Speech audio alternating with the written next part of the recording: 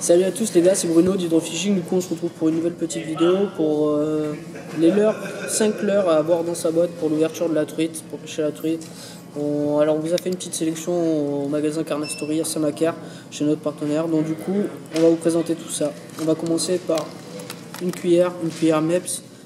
La particularité de celle-ci c'est qu'elle est UV, donc du coup pour capter la lumière pour le matin ou le soir, ça va être nickel. Alors je vous la conseille honnêtement, toujours avoir une MEPS dans la boîte.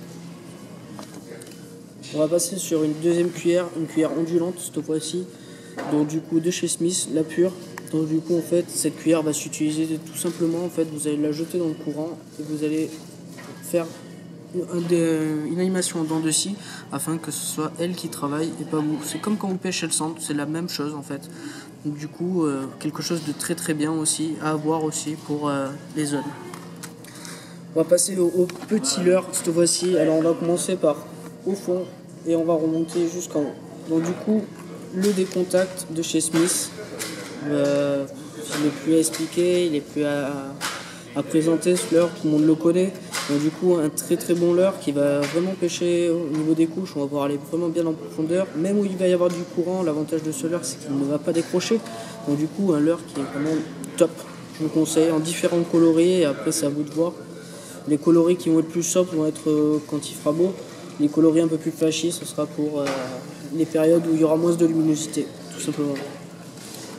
Hop. Du coup on va passer sur un Ryuki distribué par Ultimate Fishing. Donc du coup un très bon leurre aussi qui va être on va pouvoir toucher toutes les couches d'eau.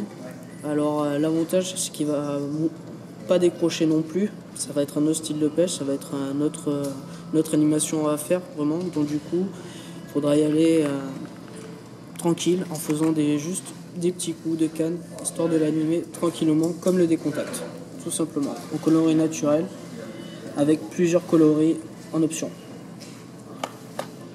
Et après on passe sur le dernier, le D-Inside de chez Smith. Donc, du coup un très très bon leurre, alors comme vous pouvez le voir sur un coloris assez flashy cette fois-ci, donc du coup pour le matin ou le soir ou quand vous avez très peu de luminosité en fait, pour ramener toute la lumière en fait dessus et qu'il soit vraiment qu'il y ait vraiment de la lumière pour attirer vraiment les poissons et les faire sortir.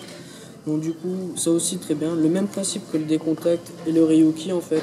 On va juste mettre des petits coups de temps en temps là, histoire de lui faire animer et que sa nage vraiment parte en dents.